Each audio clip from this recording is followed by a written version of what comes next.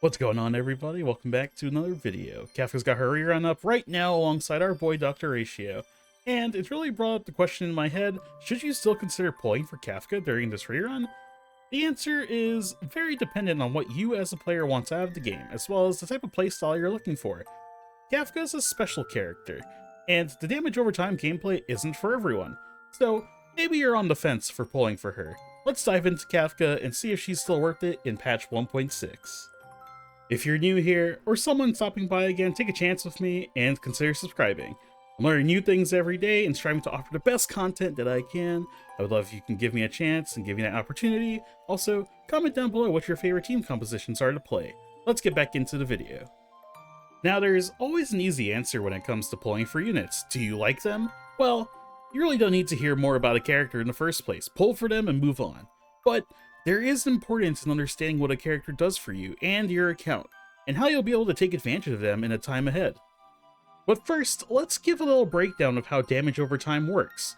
Damage over time in terms of Honkai Star Rail is attached to 4 different types of elements, that being physical with bleeds, wind with wind shear, fire with burn, and lightning with shock. Attached to each of these is a value given by the unit for how much damage will be returned to the name of debuff itself.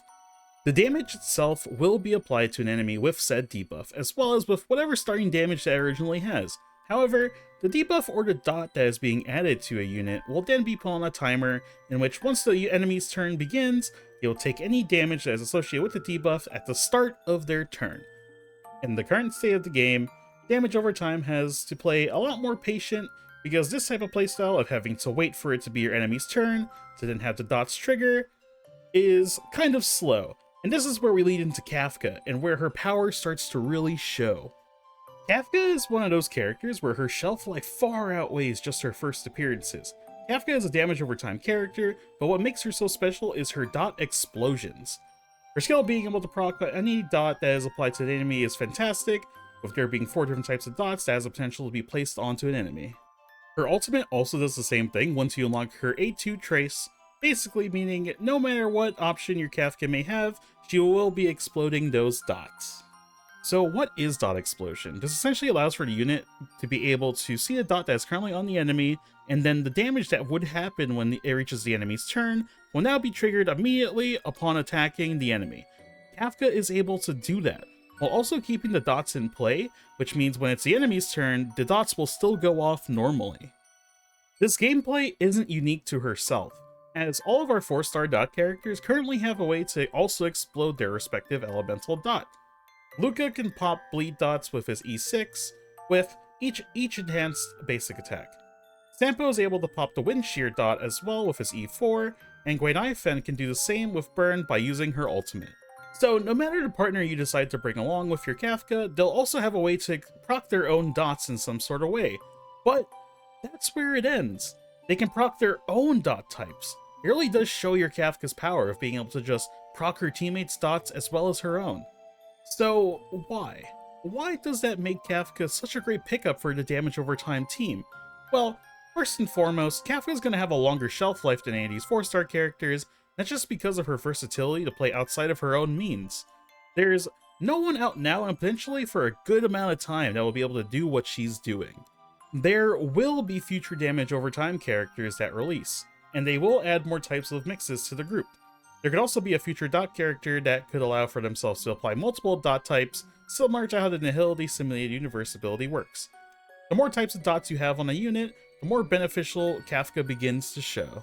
Currently, the standard composition to run for a dot team would be Kafka, another dot character, a harmony unit, and a sustain.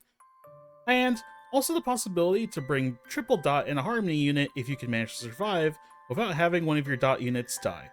With the introduction of Ruin Mei, a 5-star harmony support, this allowed for dot teams to shine a bit more because of all the free damage that is given to them, as well as the speed boost and the increased break damage.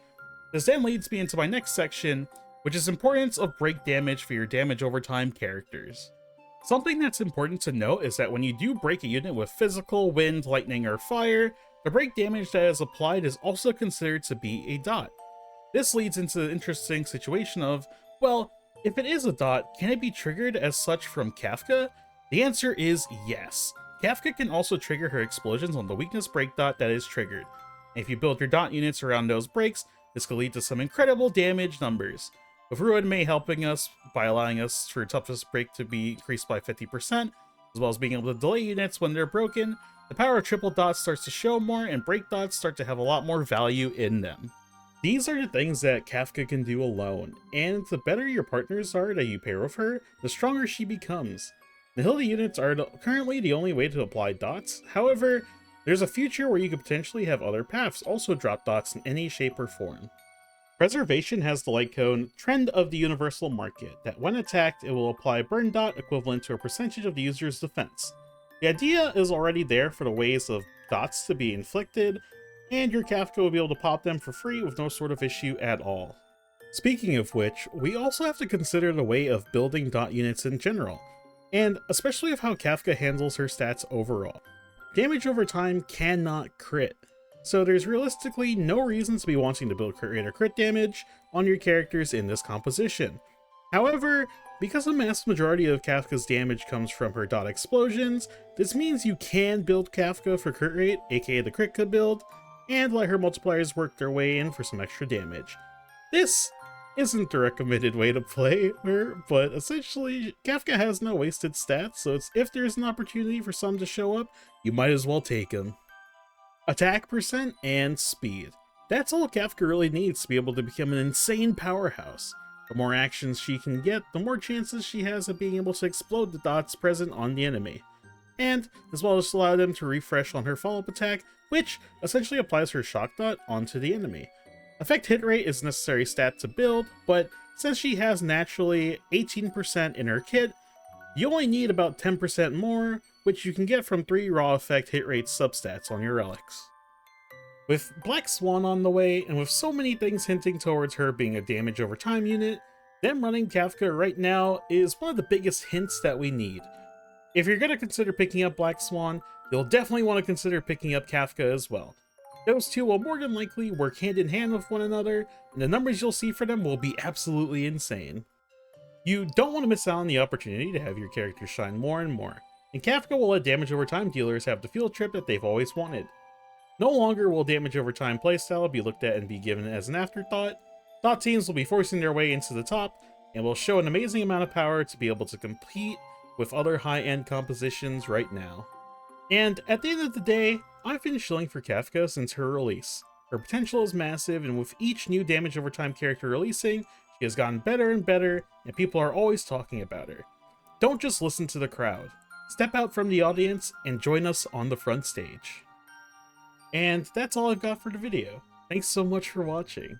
I wanted to try out something different for this type of content, and I love talking about Kafka so much, so I want everyone to understand why, and would appreciate if you could take the chance to subscribe. And if there's anything you want to see in the future, or anything I can improve on, comment it down below. Till next time, peace.